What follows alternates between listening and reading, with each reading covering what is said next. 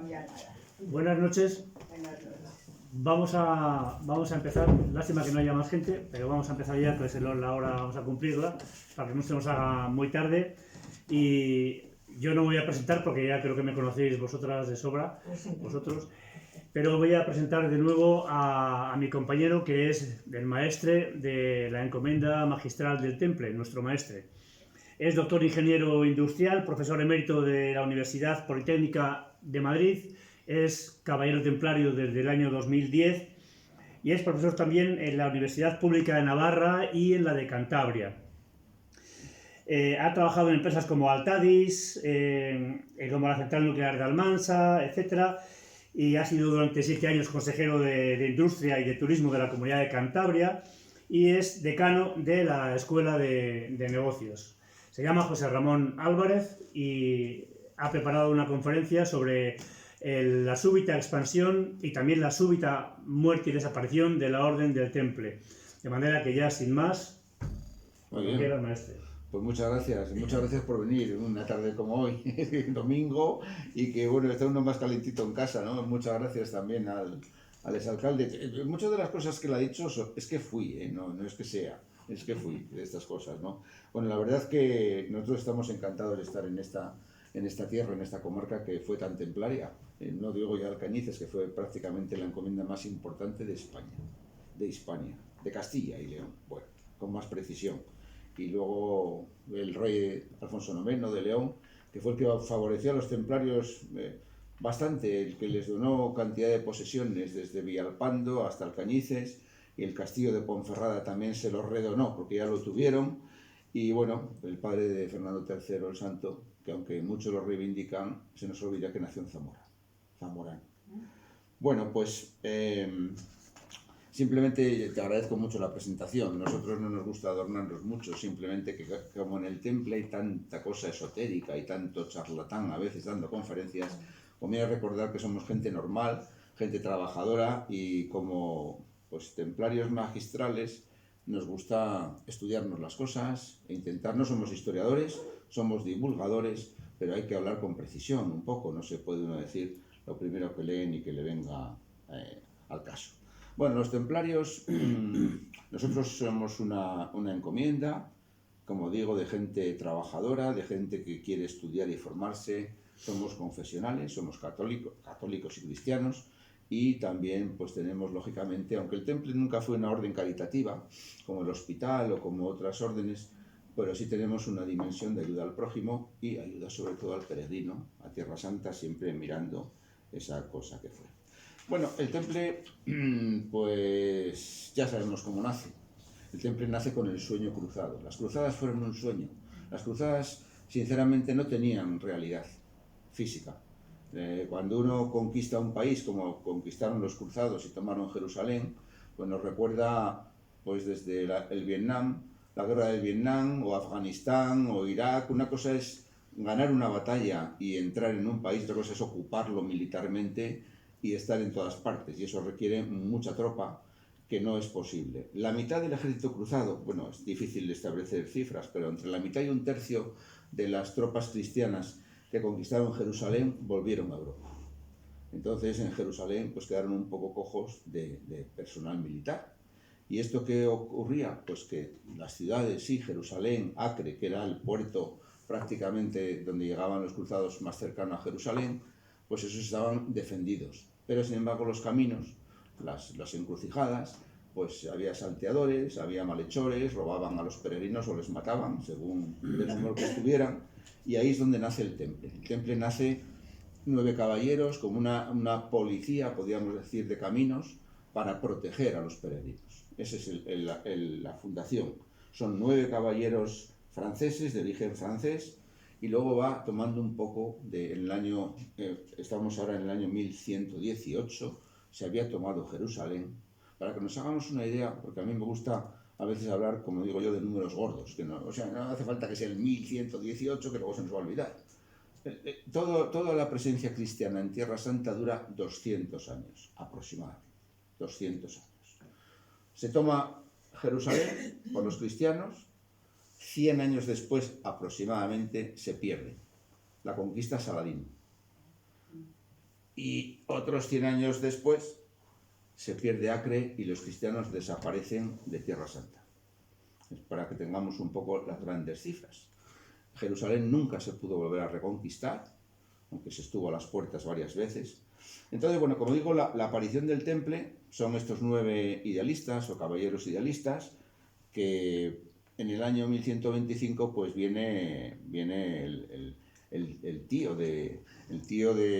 pariente de Bernardo de Claraval, y es que era conde ya, y ese ya aporta dinero, posesiones, influencia, y es cuando se otorga la regla del temple en el concilio de Troyes famoso, que fue un concilio provincial, fue un concilio de poca importancia. No estuvo el Papa, pero bueno, ahí se da la primera regla, ¿no? Y ya en el 1050, 50 años después del nacimiento del temple, ya empiezan a darle privilegios, ya empiezan a aparecer bulas papales otorgándole privilegios al temple, quitándole de la jerarquía de los obispos, o sea, el temple ya es independiente, tiene sus iglesias, tiene sus cementerios y tiene sus encomiendas. ¿Qué ocurre? Pues que, como decíamos, la presencia cristiana era muy débil en Tierra Santa, el temple empieza a ser una maquinaria de producción. Tenía encomiendas que estaban todas por aquí, en Occidente, y esas encomiendas producían caballos, producían, lógicamente, alimentos, y los vendían y producían dinero. Y todo eso marchaba para Tierra Santa. O sea, era la función de los que estaban aquí en Occidente. Era un transporte continuo de pertrechos. Ellos compraban aquí espadas, armas, armadura, y todo eso lo mandaban para Tierra Santa, porque había que combatir. Y evidentemente mandaban soldados, mandaban caballeros. O sea, esto es cómo empieza el temple. El temple viene a ser una columna vertebral del ejército cruzado de Jerusalén. Aproximadamente la tercera parte del ejército cruzado de Jerusalén era templaria. No digo que fueran todos caballeros, porque también los templarios tenían sargentos que combatían y morían como los demás, y también tenían mercenarios, tenían siervos, tenían de todo tipo de cosas. Bueno, ahí es como empieza el temple. El Papa se da cuenta de que esto es un camino importante y ordena a la Orden del Hospital que se militarice. La Orden del Hospital es un poquito más antigua que el temple. Esta es una discusión a veces de cuál es la orden más antigua, etc. Otros reivindican que es el Santo Sepulcro. Santo Sepulcro es una orden canónica fundada por Godofredo de Bouillon, que fue el que tomó Jerusalén, que nunca quiso ser rey de Jerusalén. Dijo que él no podía ser rey de un sitio donde Jesucristo era el rey. Y él siempre adoptó el título de protector de los santos lugares, pero nunca quiso ser el título de rey. Pues Godofredo funda esta orden, pero es una orden que yo no he investigado mucho su trayectoria, pero no tuvo una presencia importante, creo yo, militar. El temple sí. El temple sí. Al ver el temple como era, pues esa orden del hospital que hacían, pues, lógicamente atendían a los enfermos, a los peregrinos enfermos. Su origen era italiano, eran de Amalfi, que es un puerto del sur de Italia. Comerciantes de Amalfi fundan el primer hospital y de ahí viene la orden del hospital. Entonces el Papa les dice: mira, vosotros, hábito negro, cruz blanca, el temple hábito blanco y cruz roja, la cruz paté, que tienen ahí delante, es la que identifica el temple, y le dice a los hospitalarios: haceros militares como el temple, porque nos hacen falta soldados. Y ahí se militariza el hospital. Entonces ya tenemos 2 órdenes militares. Y bueno, pues ya andando el tiempo, no sé si han visto la película del Reino de los Cielos. Es muy recomendable, aunque toda película pues es una película. O sea, quiere decir que los personajes aparecen distorsionados, exagerados. Pero bueno, en la película del Reino de los Cielos, los personajes son históricos todos. O sea, desde el rey leproso, ¿la habéis visto o no? No. No, bueno, pues os la recomiendo que la veáis. Aparece el Balduino IV, que es el rey leproso de Jerusalén. Aparece, ¿cómo se llamaba? Sibila, que es la que luego aparece como reina de Jerusalén cuando muere el leproso. Aparece Saladino. O sea, todos son, incluso el Bailán de Ibelín, que es Orlando Bloom, ¿no? Me parece que es Orlando Bloom. En la película es un personaje histórico. Entonces, ¿qué pasa aquí cuando ya estamos cerca de los 100 años de esto? Bueno, pues ahí aparece Saladino. Saladino, eso sí nos suena, Saladino el caudillo musulmán. Saladino es muy curioso porque él era kurdo, o sea, realmente no era de raza árabe, era kurdo y había nacido en Tikrit. Tikrit es el mismo pueblo donde nació Saddam Hussein. Es una coincidencia histórica, pero es así, ¿no? Yo de Saladino he leído cosas muy controvertidas. Desde que era un hombre muy valiente, muy caballeroso, no sé qué. Pero también he leído que era un poco melindroso y que tenía a veces sus miedos. Y de hecho, en las batallas a veces se ve esto. Saladino lo que logra, le manda a su tío a Egipto. En Egipto estaba el califato fatimí, que eran chiíes, y los de Siria y los de Bagdad. Es una pena que no podamos proyectar el mapa, pero nos hacemos una idea, ¿no? Estaban los de Egipto y estaban los de Siria. En Siria pues eran suníes.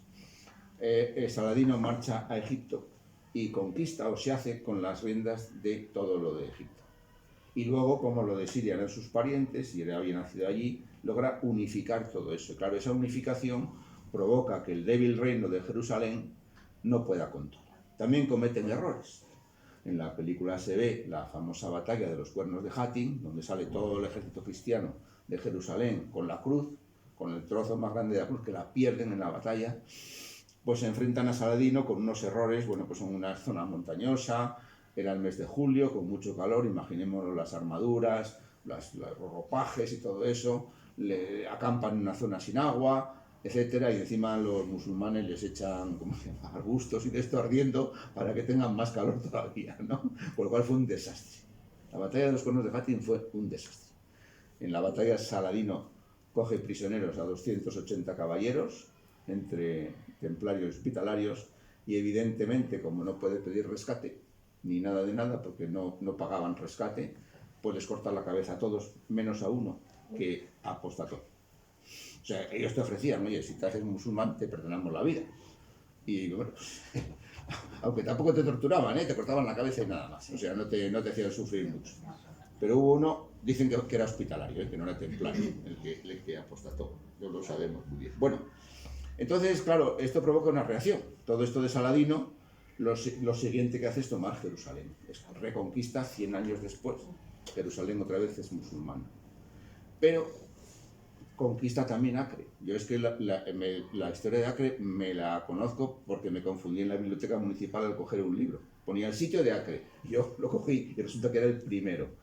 Conquistan Acre, pero no se habían dado cuenta de la reacción de los tres reyes de Occidente.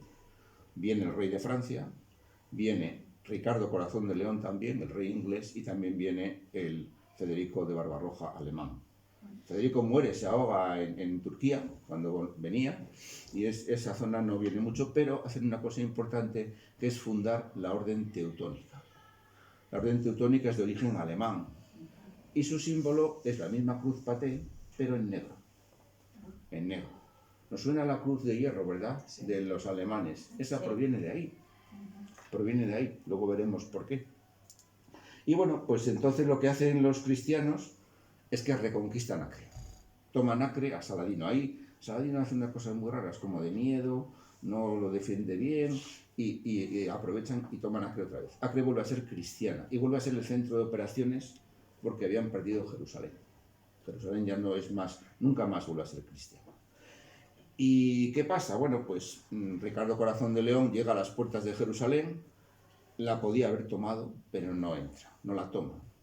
¿Por qué? Pues yo intuyo que porque una cosa es ganar una batalla y otra cosa es mantener ocupada una ciudad, que además, lógicamente, el combate es diferente, es combate callejero, ya no es combate en formación en espacios abiertos, y también ocurre que tampoco Atila tomó Roma, y podía haberla tomado. Nos cuentan que el obispo salió y le convenció y no sé qué. Bueno, a lo mejor es que no le interesaba tomar Roma. También Aníbal podría haber conquistado Roma y tampoco la conquistó. Por eso digo que Ricardo Corazón de León llega a un acuerdo con Saladino. Dice, mira, tú déjame que entren todos los peregrinos aquí libremente y todos serán amigos. Y así queda la cosa, ¿no? Bueno, Ricardo Corazón de León es también un rey muy curioso porque tenemos una idea de las películas muy distorsionada, ¿no? Un rey inglés que luchaba contra los franceses, que no sé qué, que no sé cuál. Esta es de Robin Hood. Que no de Robin Hood. Es todo mentira, es todo mentira. Ricardo Corazón de León era francés, hablaba francés y vivía en Francia, además. O sea, la mitad de Francia era inglesa, era normanda. Sí. Recordáis que los normandos conquistan Inglaterra y todo, entonces casi Inglaterra era una colonia de los franceses. Y Ricardo Corazón de León muere, según las películas, luchando contra los franceses en una sede de un castillo que le pegan un flechazo en el cuello, sí le pegan un flechazo en el cuello y sí muere, pero no luchando contra los franceses, era luchando contra un siervo suyo que no le quería pagar el tributo. Entonces, te voy a atacar yo, y muere. Por eso digo, de hecho, si miráis el escudo de armas de Inglaterra, de la reina de Inglaterra, está escrito en francés. Dieu et mon droit, pone literalmente. O sea, quiero decir que, por eso, bueno, pues bueno, así de Jerusalén en adelante sigue todo aquello, siguen mandando pertrechos, pero ya el rey cristiano, el reinado cristiano, estaba ya cojeando, ¿no? Y llega 100 años más tarde la caída de Acre. O sea, tenían unas treguas, bueno, había un sultán que era muy potente, probablemente hablan de que los cristianos mandaban soldados y llegó una tropa de soldados cristianos, pues novatos, envalentonados, soberbios, y empezaron a atacar a los pobres comerciantes musulmanes que estaban dentro de Acre. Y mataron a unos cuantos. Entonces dijo el sultán, así que os ponéis así de tontos, pues ahora os vais a saber quién soy yo. Entonces rodean Acre y la toman. La batalla, el segundo sitio y la caída de Acre ya en manos musulmanas definitivamente fue una batalla muy heroica por parte de los cristianos y concretamente por parte de las órdenes militares, ¿no?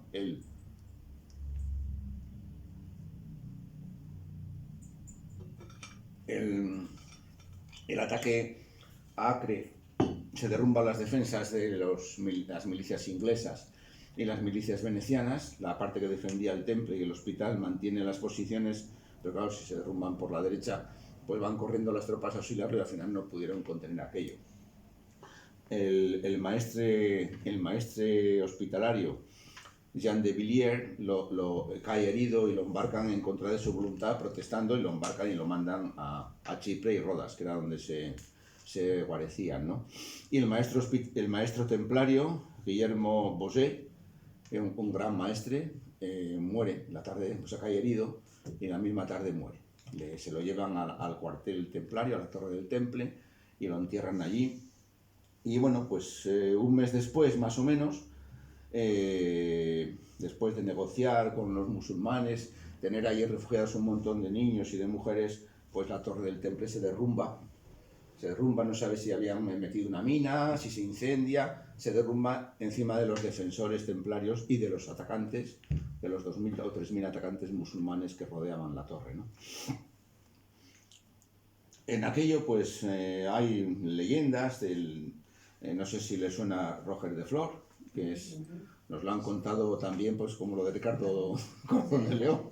Roger de Flor ni siquiera era de la península ibérica, era italiano, que se cree que era de Brindisi, no era de Barcelona. Sí, según la oficialidad, sí.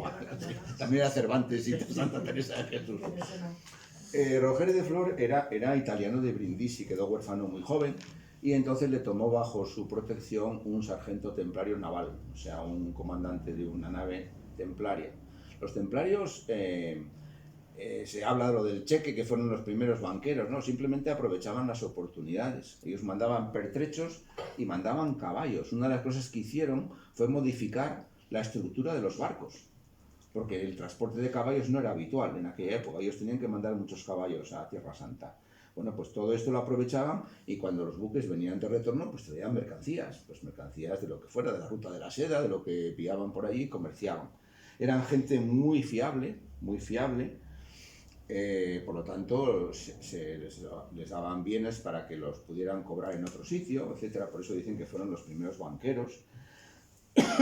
Y, como digo, Acre cae, y este Roger de Flor mandaba en aquel momento, ya era el capitán de una nave templaria, creo que se llamaba el Halcón. Dicen que no hay una demostración que él estaba en el puerto de Acre y que embarcaba mujeres y niños, pero les cobraba. Si tú tienes dinero pasas, si tú no tienes dinero te quedas. Entonces era catalán. ¿Fuera verdad o fuera mentira? Entonces era catalán. Bueno, fuera verdad o fuera mentira, el caso es que el maestre del Temple, el siguiente que hubo, mandó a apresarlo. Pero él se olió la tostada, estaba en Marsella y dijo: "Juá, a mí no me vais a pillar". Y de ahí se empezó a hacerse pirata ya por el Mediterráneo y montó los almogávares estos, que no suenan tan bien, que se fueron a guerrear por ahí, por Grecia y por Atenas y todo eso. Mercenarios. Sí, mercenarios completamente. Bueno, ¿qué pasa cuando cae Acre y se va? Tienen que ir de Tierra Santa todos los cristianos. Pues pasan muchas cosas y ahí es donde empieza todo lo que se origina después. En primer lugar, hay un desequilibrio ya entre Oriente y Occidente. O sea, si antes estaban equilibrados Oriente, lo que eran los templarios de Oriente y los templarios de Occidente, pues ya, si ya no están aquí o tienen menos peso o mandan menos, pues ya hay un desequilibrio, ¿no? Por un lado. Por otro lado, bueno, pues no solo eso, sino que, claro, la gente se empieza a reír o a murmurar ya de esto, de las órdenes militares, no solo de los templarios. Mira estos que son unos chulitos, mira cómo han perdido lo que tal, mira tanto bravuconear, mira que no valen para nada, etcétera, etcétera. O sea, es decir, que empieza a haber este descrédito y estas murmuraciones ya. Y entonces, en este desequilibrio que decimos de los templarios, como había muerto el maestre en Acre, pues convocan elecciones en Chipre. Ellos se retiran a Chipre y los hospitalarios se retiran a Rodas y a Chipre. Están en los dos sitios, los del hospital. ¿Y qué pasa con los teutones? Los teutones dicen, mira, nosotros nos vamos a Polonia, arriba, a guerrear contra los lituanos, a guerrear contra estos del norte que no quieren cristianizarse. Hay una película de Eisenstein en la época de Stalin. Stalin necesitaba tener patriotas y tal, y rescatan la figura del que se enfrentó a los teutones en una batalla en el lago, creo que Peipus o por ahí. Es que lo digo muy bonita porque aparecen todos los teutones ridiculizados, ¿no? Con unas armaduras, con unos cuernos, una cosa, y claro que han derrotado, ¿no? Bueno, ellos se reinventan, los teutones se van. Montan su cuartel general en Marienburg, en Prusia, y de ahí viene todo el carácter militar de Alemania, los prusianos, y de ahí viene la cruz de hierro, el símbolo de la cruz de hierro, que es la cruz de esta. Los hospitalarios adoptan un perfil bajo, vuelven a su actividad también asistencial, de hospitales, etc. Y claro, los templarios no eran asistenciales. Pues este maestre que nombran dura muy poquito, dura año y medio, el que nombran aquí en las elecciones, y ya vienen las elecciones de verdad. Las elecciones de verdad, estamos ahora ya en el año 93, 1293. Las elecciones de verdad se enfrentan a Jacques de Molay, que era el candidato, era el comandante militar del todo el Temple, por lo tanto un carácter completamente militar, lo enfrentan con el que nunca había estado en Tierra Santa y nunca había guerreado, que era Hugo Perrot. Se escribe, yo lo he visto de diferentes formas escrito en los libros, pero Perrot. Y Hugo Perrot nunca había estado en Tierra Santa, estaba en París, siempre había estado en retaguardia y era el banquero. Era la cabeza bancaria, organizadora del Temple en Occidente. O sea que ya vemos que hay como un cisma. Oriente, el militar, Occidente, el banquero. Bueno, pues como ocurre en todas las elecciones, o en los cónclaves, que me imagino que ocurrirá parecido, empiezan a maniobrar las conversaciones, los pactos, el no sé qué, y al final adoptan una solución. Bueno, pues oye, te pones tú de número 1, el militar, pero yo de número 2, en París, y además me das, o le dio, plenos poderes incluso para hablar con el Papa. O sea, el de París, el número 2, el banquero, tenía plenos poderes. La trayectoria de ambos era muy fuerte, ¿eh? 30 años llevaba Jacques de Molay en el Temple luchando, y 30 años llevaba el banquero también, con misiones delicadas, misiones diplomáticas. O sea que no eran figuras blandengues, ¿no? Bueno, en esos años, en lo que yo me llamaba, y pongo aquí, el periodo oscuro, porque son 16 años que no se sabe nada de lo que hacen. Desde que te vas de Acre hasta que te detienen, pasan 16 años. ¿Qué ha pasado en estos 16 años? Bueno, pues los templarios siguen con la idea de cruzada, hacen incursiones por Tierra Santa. Hay un tema que se ha hablado muy poco, que son los mongoles. Los mongoles avanzan desde Asia, y los mongoles son enemigos acérrimos de los musulmanes. Y hay embajadas y reuniones para un pacto de los mongoles con los cristianos, y pillar lógicamente en una pinza a todos los sarracenos que estaban en la zona de Siria, etc. En el año 1303, aquí ya quedan 4 años para la detención, aquí ha pasado todo eso, ya abandonan la idea de la cruzada porque ven que no pueden. Ya Jacques de Molay dice, los templarios con los hospitalarios luchando no podemos, esto tiene que ser una cruzada de todos los reinos, auspiciada por el Papa, pues como la que hubo, ¿no? Y ya los mongoles también abandonan la idea de aliarse, no les conviene, no es por ningún motivo, no les conviene, y ya pues en el 1304, como ya estamos hablando de una cruzada general, a Jacques de Molay le interesa hablar con el Papa de esta idea. Por eso cuando el Papa le llama va corriendo a verle, cosa errónea, pero bueno. Bueno, pues entonces ya empezamos a hablar de los personajes que intervienen, ¿no? Estaba Felipe el Hermoso, que era rey de Francia. Felipe el Hermoso, Felipe IV de Francia, era una persona de cuidado. Fue el que empezó la Guerra de los 100 años atacando a los ingleses, que originó una bancarrota, lógicamente, de dinero, por eso él estaba ávido de dinero, expulsó a los judíos, fijaros, 150 años, o más, que España, luego nos dicen que aquí se expulsaron y tal. El que usó la Inquisición se la inventó Francia en la lucha contra los cátaros. O sea que fijaros, luego dicen que en España los reyes católicos fueron 200 años después, vamos, Cardinal Cisneros. Y bueno, era un hombre que aparte de que se pensaba que era el salvador cristiano por excelencia, y lo creía de verdad, pero al que se le ponía por delante, bueno, ya sabéis lo que hacía. Hay un obispo de Pamiers, Bernard Sisset, que ya en 1301, o sea que 6 años antes de los templarios, coge el rey y le quema sin consultar al Papa ni historia. Le coge al obispo, dice que este es un hereje y tal. El obispo también se las traía. El obispo dijo del rey, dicen, nuestro soberano se parece al búho real, la más bella de las aves, pero completamente inútil. Esto lo dijo en un sermón. Solo es capaz de mirar fijo a la gente sin pronunciar palabra. Claro, el rey dice, ¿cómo? ¿Qué ha dicho esto de mí? Pues espérate que te vas a enterar tú. A la vez.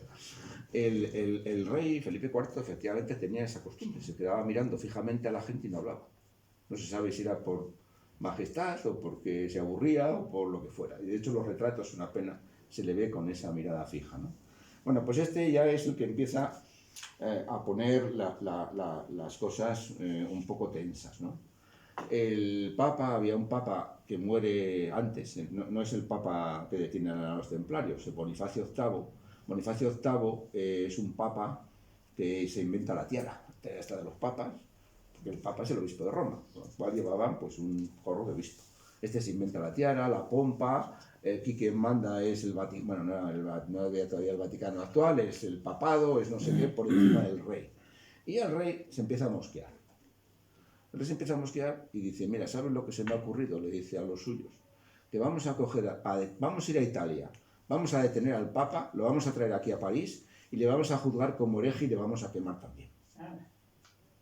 Y dicho y hecho, manda una tropa a Italia, no fueron muchos, fueron unos 1000, se cogen otras bandas de Italia que se llevaban mal, los Colonna se llevaban mal con el Papa, y unos 2000 aproximadamente soldados se presentan en el pueblo de Anagni, que está cerca de Roma, donde era natural este Bonifacio VIII, y van a por él.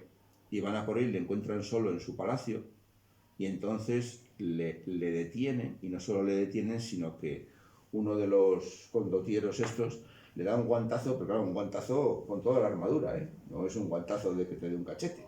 Le da un guantazo, lo tira por el suelo, y el Papa ahí, no sé si del choque o de la impresión, que el Papa estaba esperándoles, vestido de Papa, con la tiara y todo, cae y muere al mes siguiente, ya con la razón perdida, se niega a recibir la extrema unción, no conoce a la gente, etc. Bonifacio VIII.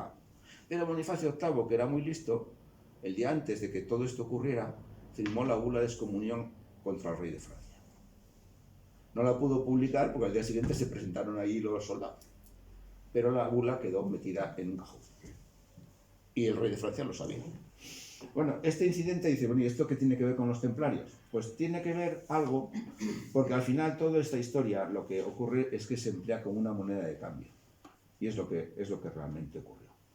Bueno, una de las cosas que a mí me llama la atención de los templarios, que llevo muchos años pensando en ella, sinceramente, muchos años, es cuando paseando por el castillo de Ponferrada, del año 16, creo que fue, la concejala de turismo de Ponferrada me decía, pero ¿cómo es posible? ¿Quieres explicarme, José Ramón, cómo es posible que esta gente tan poderosa, con tantísimo dinero y con tantísima influencia, fueran borrados de un plumazo? ¿Es que no lo sabían? ¿Es que no tenían sirvientes? ¿No tenían un servicio de información? ¿Una orden militar que se precia de tal? A mí aquello se me quedó dando vueltas en la cabeza. Porque realmente es como lo dicen, ¿no? No lo sabían, no tenían. Y entonces, claro, empieza uno a hilar. Bueno, a hilar y a leer. A hilar y a leer, ¿no? Y empiezas a ver varias cosas. Una, que había un tesorero un año antes de la detención que se llamaba Jean Latour, el tesorero de todo el temple, y el rey le dice, oye, déjame 400.000 florines, que era como el PIB de toda una república de Venecia, por ejemplo, para hacernos una idea. Todo lo que produce Venecia en un año me lo prestas a mí.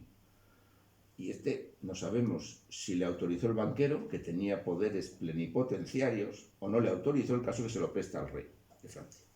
Claro, cuando llega Jacques de Molay, el gran maestro, revisa la contabilidad, dice, ¿cómo? ¿Que tú le has prestado esto? ¿Y qué garantías te ha dado? Ah, ninguna.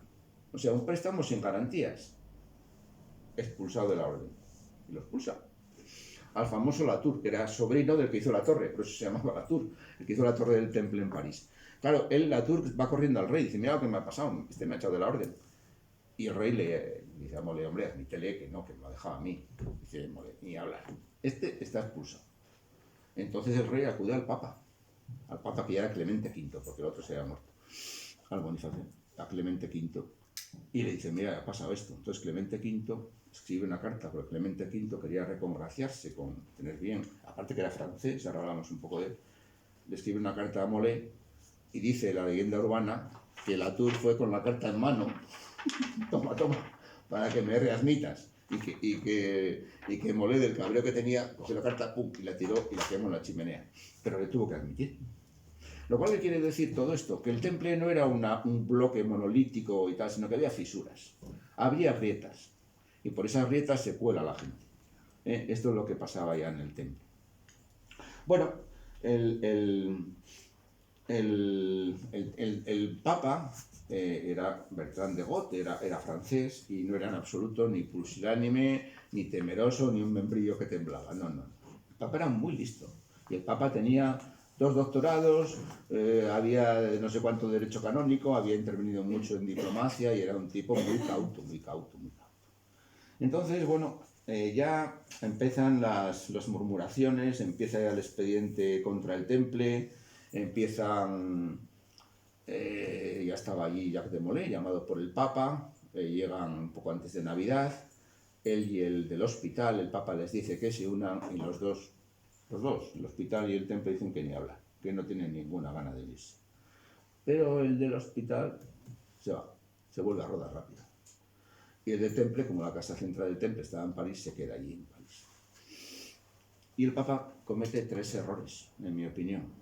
Primer error, en agosto le dice al rey, bueno, me voy de vacaciones a aguas termales, ya estaba el Papa delicado, no me mandes ningún embajador hasta octubre, hasta mitad de octubre. El rey, que recibe aquello en agosto, dice, pues ahora es el momento, ahora hay que acelerar la maquinaria. Y entonces empiezan todos a correr y a preparar los expedientes de acusación, etcétera, contra el temple, ¿no? O sea que el primer error del Papa, avisar. Segundo error del Papa, la Inquisición.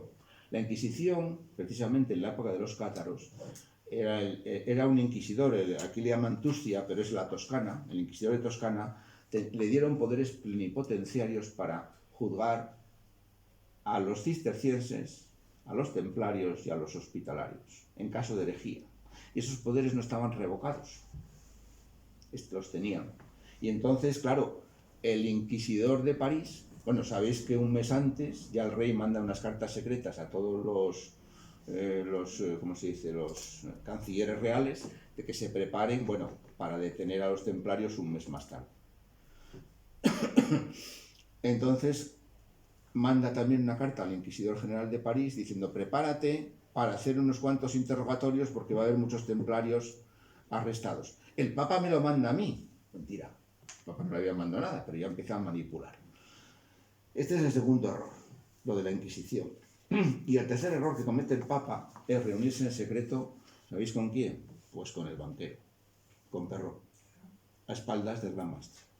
Se reúnen en secreto, bueno, también todo hay que decirlo, se conocían, se apreciaban, eran diplomáticos todos los dos, etc. Se reúne con él y el Perrot empieza a decirle, ya empiezan las acusaciones de que se escupían la cruz, de que si es la sodomía, de que si no sé qué, de qué tal. Y el Papa se da cuenta que el banquero, el Perrot, carga mucho las tintas. O sea, Perrot, el número 2 del temple, iba ya a por el número 1. Y no le hace mucho caso, porque el Papa era muy listo. No le hace mucho caso, pero sí que se reúne con él, a espaldas. Entonces este es el tercer error. Bueno, entonces, claro, ¿qué pasa? Que seguramente, como el banquero estaba muy afín con el rey de Francia, probablemente le manipularon. Oye, mira, no te preocupes, bueno, sí, le vamos a detener a unos cuantos, le vamos a meter un susto, ya verás tú, y luego al viejete este, al de Molé, le vamos a quitar, y te pones tú que eres amiguete, y verás qué bien lo vamos a hacer y tal. Probablemente ocurrió algo de este tipo. El caso es que fue un cierto, no quiero llamarle traidor, porque fue manipulado. Ocurre que tanto el inquisidor como este hombre, cuando viene todo, se dan cuenta de lo que se les viene encima. Y Perrot, el banquero, anima a algunos templarios a huir. Pero bueno, estamos ya en el famoso 13 de octubre, 13 viernes, que es cuando se detienen todos los templarios. Sabéis que dicen que de ahí viene la leyenda de que es el día de la mala suerte, el 13 viernes para los americanos. Detienen a Molé ese día 13 por la mañana, a las 4 de la mañana, pues se pone en marcha la operación, una operación casi perfecta, de sincronismo por toda Francia. Detienen a Molé en la casa central del temple con 128 más o menos templarios, y al banquero también lo detienen, al Perrot lo pillan en Poitiers con 53 templarios, los detienen. Claro, si uno ve en el mapa Poitiers, se da cuenta que no está muy lejos de La Rochelle, está a 100 kilómetros, 120 de La Rochelle. Y dice, hombre, ¿y qué hacía este en Poitiers? Si quería alejarse de París, que se fuera a Burdeos, fue lo primero que yo pensé. Pero es que en Burdeos estaban los ingleses conservaban bastantes posesiones todavía en Francia. El caso es que, claro, cuando uno empieza esto que nos preguntan a veces, ¿qué? ¿Pero el tesoro se lo llevaron o no se lo llevaron? Y hombre, según las cifras reales dan 12 templarios huidos, que no aparecieron. Yo calculo que fueron entre 30 y 40 los que huyeron.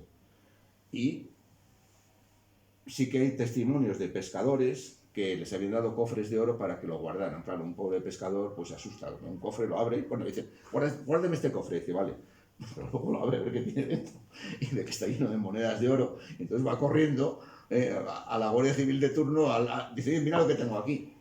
O sea que esto sí ocurrió, esto hay testimonios. Bueno, entonces, en definitiva, los detienen a todos. ¿Cuántos detuvieron? Yo el otro día daba una cifra, que es una cifra mía, 850 templarios aproximadamente en Francia. Cuando hablo de templarios no hablo solo de caballeros, también detuvieron sargentos y algunos sirvientes, algunos de oficios. O sea, 857, por decir una cifra. Y entonces empiezan las acusaciones. ¿De qué se acusaba el temple? Se le acusaba de escupir en la cruz, y cuando la admitían a alguien, luego le decían que escupe en la cruz, que no sé qué. Se le acusaba de homosexualidad, de que se alentaba la homosexualidad y no sé qué más, de que adoraban un ídolo que llamaban el Baphomet, una cabeza barbuda. Eran básicamente las tres acusaciones. Bueno, yo he estado dándole muchas vueltas y mirando. La primera, si les detienen el 13 de octubre, el día 25 aproximadamente, lo tengo por aquí, aproximadamente Jacques de Molay hace una confesión y dice que eso es verdad. El número 1 del temple hace una confesión pública, además. Dice, no, todo esto es verdad. Esto ocurría. Uno, claro, se queda un poco frío, porque pues si la cabeza dice que esto ocurría, si esto ocurría, y además, no solamente eso, sino que dicen que escribió una carta, reconociéndolo, una carta que pasearon por toda Francia, enseñándose a todos los templarios, mira lo que dice vuestro jefe, y que provocó una cadena de confesiones. La carta probablemente fuera falsa. ¿Por qué? Porque la carta no la aportaron a la curia del Papa. ¿Por qué no la aportaron a la curia del Papa? Porque la curia del Papa eran expertos en detectar falsificaciones de documentos. Y entonces, por eso, no la aportaron, porque si es falsa, se van a dar cuenta que es falsa. Pero la carta se escribió. Bueno, lo que sí es cierto es que, claro, el rey de Francia se estaba frotando las manos. Mira, el número 1 confiesa que todo esto de escupir en la cruz es verdad y no sé qué y tal. Y confesaron muchos más. Claro, por eso le dice al Papa, dice, mira, Papa, mira lo que dicen estos. Luego les hemos detenido con razón. El Papa, muy enfadado, porque era una orden que dependía de él y no le habían consultado, publica ya la primera bula, que se llama Haz Preclaras, donde dice que todos los templarios detenidos tienen que ser puestos bajo la autoridad del Papa. Y en noviembre ya cambia un poquito y dice que los bienes de todos los templarios también tienen que ser puestos bajo la autoridad del Papa, los castillos, las casas y tal. Bueno, realmente esto existió o no existió, lo de escupir en la cruz. Pues los historiadores y mucha gente dice que sí, que es verdad, pero vamos a ponerlo en su contexto. O sea, es decir, les acusaban de que después de la admisión oficial, según la normativa, había una cosa no escrita donde se le decía al novicio, al nuevo, oye, pasa para acá, detrás del altar o en la sacristía, no sé dónde, había una cruz en el suelo y le decían, escupe en la cruz. Y otro, pero ¿cómo voy a escupir en la cruz? Oye, ¿no acabas de jurar que me vas a obedecer en todo? Daros cuenta que era una orden militar, que la obediencia era fundamental. ¿No acabas de jurar esto? Entonces, ¿en qué quedamos? ¿Me vas a obedecer o no me vas a obedecer? Bueno, realmente lo que está claro es que sí se les decía eso, pero no como una herejía. No era para renegar de Cristo, ni como una religión contraria. Era una prueba para ver cómo reaccionaba el nuevo. Era una prueba. Entonces lo que ocurría que era, bueno, pues este temperamento marcial, la tensión, la sorpresa, el miedo, daba a una reacción espontánea del individuo. ¿Y cómo reacciona el individuo? Bueno, pues puede tener coraje, orgullo, autocontrol, o puede ser excesivamente dócil, incluso excesivamente soberbio. Entonces parece que hay una cierta clasificación. El que es muy dócil y muy soberbio, a retaguardia. Y el que tiene autocontrol y no sé qué, al frente, inmediatamente. Pero vamos, lo que sí es cierto, lo que los historiadores casi todos opinan, es que esto existía, pero no como una herejía. ¿Qué ocurre también? Que cuando acababa la prueba, decían, oye, vete a confesarte con el capellán templario, que el temple tenía sus sacerdotes. Y normalmente iban, les absorbían, el capellán templario estaba al tanto de por qué se hacía aquello y no pasaba más. Pero el problema era cuando alguno se iba a confesar con alguien que no era un capellán templario, por ejemplo, un dominico, unos dominicos o unos franciscanos. Dicen, ¿cómo? ¿Qué te han dicho esto? Pero por Dios, ¿cómo puede ser esto? Entonces eso es lo que daba lugar al rumor. Bueno, esa es la prueba del escupir en la cruz. El tema de la homosexualidad yo creo que no ocurría, ni mucho menos alentado. De 1000 testimonios que hay en los juicios, 6 reconocieron una relación homosexual, pero relaciones de larga duración y afectivas.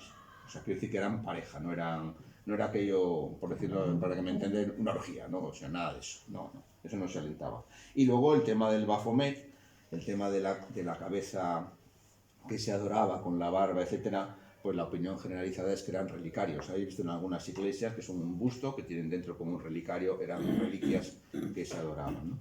Bueno, pero todo esto, pues claro, todo esto en una batalla de la opinión pública, porque cuando se tiene Novaret, el canciller reúne en el jardín de París al pueblo y le empieza a explicar lo que ocurre, etcétera, etcétera, ¿no? Bueno, esto es el año de la detención. Y el año de la detención, al final en diciembre, 2 cardenales, uno de ellos francés además, se entrevistan con Jacques de Molay y Jacques de Molay se retracta. Dice, no, lo que dije fue bajo tortura, no es verdad, etcétera, no dije lo que dije. Pero ya puede ser que fuera un poco tarde, ¿no? Bueno, el Papa se pone beligerante contra el rey de Francia. Dice, a mí no me vas a torear tú no me vas a chulear a los templarios es una orden que depende de mí, etcétera, y se pone muy terco y muy duro. El año siguiente, el Papa retira la Inquisición del proceso, fuera los inquisidores, ya aquí nada, y el 6 de mayo se ordena el arresto de los templarios de Chipre. ¿Por qué digo lo de Chipre? Porque en Chipre estaba la cabeza militar de la orden, de los de España y los de Italia. Bueno, eso también se ordenó, pero en mi caso, no les hicieron ni caso, ni en España ni en... Pero en Chipre sí los detuvieron y quedó descabezada la orden también militarmente. Entonces, fijaros, descabezados en París, descabezados en Chipre. Ya la orden iba mal. Bueno, el Papa se pone terco y ya en junio el rey no tiene más remedio que mandar una caravana de presos, 70 templarios, presos, mezclados con renegados, con el Estado Mayor y tal, y los manda al Papa a Poitiers, atados de pies y manos en carretas. 70. ¿Qué ocurre? Que al llegar a Chinon, que sabéis que es una localidad por ahí abajo, cerca de unas carretas, 2 o 3 carretas, se desvían a Chinon, que iba el Estado Mayor del Temple. Vaya hombre, qué casualidad. Dicen, no, es que estaban enfermos y no podían continuar el viaje. Bueno, el Papa recibe a los que quedan de la caravana, habla con ellos y los absuelve a todos a cambio de que pidan perdón. Pero bueno, eran, como digo, de poco nivel. Bueno, pero el Papa, que era muy listo, seguimos diciendo que era muy listo, ya en agosto empieza a moverse de otra forma. Publica la bula Faciens Misericordiam, donde ya convoca un concilio para resolver esto, preparando una nueva cruzada. Ya empieza a hablar de que hay que resolver este tema de los templarios, hay que reestructurar la orden del temple. Fijaros que digo reestructurar, no digo abolir, reestructurar la orden del temple, hay que darle una nueva regla, etcétera, etcétera. Y el 12 de agosto dice, bueno, lo mismo que la otra vez, nos vamos de vacaciones, Sí, pero esta vez había aprendido la lección. Si yo me voy de vacaciones, pero estos 3 cardenales en secreto se van a Chinon. Y 3 cardenales, bueno, digamos que un poco mezclados, muy favorables, se van a Chinon y se entrevistan con el Estado Mayor Templario. Y llegan a la conclusión, por escrito, de que son inocentes, que es el famoso pergamino de Chinon, que estaba mal archivado y aparece ahora en el año 2000 y pico, por una investigadora italiana, Barbara Frale, lo encuentra. Y ese pergamino existe, y ese pergamino absuelve al Estado Mayor del Temple y a la Orden del Temple de todo lo que se les acusa. Bueno, pues esto ya el Papa dice, pues esto ya absuelve a los templarios de herejía y los reintegra a la religión católica, a través de la Iglesia Católica. El Papa incluso lo pone por escrito en la segunda versión de la encíclica Faciens Misericordiam. Podéis imaginar la cara que se le queda al rey de Francia. Dice, esto se está poniendo feo, Esto se está poniendo feo, esto se nos van a escapar de las manos. ¿Qué hace el rey de Francia cuando se le pone algo feo? Lo que no. Exactamente. Y dice, espera, que te voy a mandar un aviso. Coge al obispo de Troyes, a Guisar de Troyes, que lo acusa de brujería y lo quema. Y esto es un aviso al Papa. Porque es decirle, y el siguiente vas a ser tú. Entonces, ¿qué hace? Rápidamente, con el canciller, empiezan un proceso post-mortem de Bonifacio VIII, aquel que le dieron el tortazo. Dice, a este le vamos a desenterrar, lo vamos a juzgar. Hubo un precedente con un papa anterior, de años antes. Lo vamos a desenterrar, lo vamos a quemar el cadáver y lo vamos a tirar al río, al Tíber, que fue lo que pasó. Entonces, claro, el papa dice, uy, esto se pone feo, porque dice, bueno, y luego vamos a por ti, claro. Porque él dice, es que la Iglesia está contaminada, la Iglesia católica. La Iglesia es hereje. Bueno, católica, cristiana, también no había aparecido Lutero. La Iglesia es hereje, está contaminada de herejía. Y hay que acabar con ellos y crear una Iglesia francesa. Fijaros que luego aparece la Iglesia anglicana. O sea, que no es una cosa... Hay que crear una Iglesia francesa. Entonces, claro, el Papa se dio cuenta de que dice, uy, este viene a por mí. Y es que iba por él. Es que iba de verdad por él, ¿no? Entonces, claro, entonces el Papa empieza a recular y ya en el año 1309 ya empieza a decir, oye, que se hagan los procesos que había ordenado, no sé qué, y que nadie espere una nueva regla para el templo. O sea, ya manda un aviso de que no va a haber una nueva regla, ni el temple no va a continuar. Es un primer aviso, ¿no? Entonces ya, bueno, el rey... a final de año, el Papa entonces hace 3 cosas. Dice que cada templario sean juzgados localmente. El proceso de Medina del Campo, los de Castilla, Salamanca. y Salamanca, el proceso de Tarragona para los aragoneses, cada cual localmente. una comisión pontificia juzgará a la orden del Temple y nos dará un informe de 8 personalidades. Y yo, que soy el Papa, me reservo a 6, al Estado Mayor. Los juzgaré yo. Eso es lo que el Papa decide. Como no le hacen caso, porque pues es cuando tiene que ponerse burro, y cuando les llaman corriendo a los de aquí, a los de Alcañices y tal, corriendo a venir al campo, que lo dice el Papa, etcétera, porque tenían que haberlo hecho antes, pero bueno, no lo hicieron. Bueno, los procesos diocesanos empiezan a funcionar y les asuelven prácticamente donde hay influencia francesa. Navarra no, claro, Navarra no, porque era satélite francés. En Francia los procesos son duros, queman, claro, queman, pero los demás países, Portugal, España, Italia, ni caso. O sea, los templarios son absueltos en los procesos diocesanos. Bueno, entonces ya, como son absueltos, ya pues, se ponen un poco gallitos, ¿no? Dice, oye, vamos a reivindicar el temple. Y 500 templarios se reúnen en marzo del 1310, estamos en el año 10 ya, se reúnen en los jardines del Obispado de París, reivindicando el temple y defendiendo el temple. ¿Qué pasa cuando hay un problema? A la hoguera. Y es cuando coge el obispo de París y condena a 54 templarios, que esto sale en casi todos los libros, a morir en la hoguera en París. Claro, cuando queman a los 54, al día siguiente dice, a ver, ¿quién quería defender al temple? No, se acabó. Entonces, claro, ya, eso es en el año 10. En el año 11 empieza en octubre el concilio de Viena. No de Viena, que en algunos libros viene Viena, ¿eh? Viena, y claro, no interpreta Austria, no tiene nada que ver. Viena es una localidad al sur de Lyon, en Francia, empieza el concilio de Viena, y en el 1312, empieza en octubre, estamos ya año siguiente, en marzo, pues el concilio sigue deliberando, y el rey dice, joder, estos me van a fastidiar, ¿eh? Eras tú, como aquí sale algo que no me gusta. No quema nadie, todavía no quema nadie. Pero dice, esto lo resuelvo yo. ¿Qué hago? Convoco las Cortes Generales en Viena, precisamente, mira, en el mismo sitio. Y se presenta allí con todo el ejército. Y los otros con el concilio. Y entonces, claro, el rey llega el 20 de marzo, y el 22 de marzo el Papa dice, la bula Vox in excelso. Se lee en el concilio, con el rey de Francia a su derecha, el delfín a su izquierda, y un notario con el bolígrafo, bueno, no era el bolígrafo, como podéis imaginar, a ver quién abre la boca. Por el que abra la boca se les comulga automáticamente. Aviso a todos los obispos. Creo que de todas formas el de Valencia creo que dijo algo. Y entonces la bula, ¿qué dice? Pues la bula, depende de la traducción que leas, la bula dice que las actas no demuestran la acusación de herejía, bueno, será la comisión pontificia, pero la orden se ha vuelto sospechosa, el temple ya no se va a recuperar de la decadencia que tiene, con gran dolor de mi corazón y no sé qué, veo que esto no va a ir por buen camino, en consecuencia declaro la suspensión provisional, o la suspensión como sentencia provisional de la orden del temple. O sea, la orden del temple nunca fue abolida. Se dice que fue abolida, pero realmente jurídicamente no fue abolida. Y la sentencia provisional tendría que haber sido ratificado con una sentencia en firme.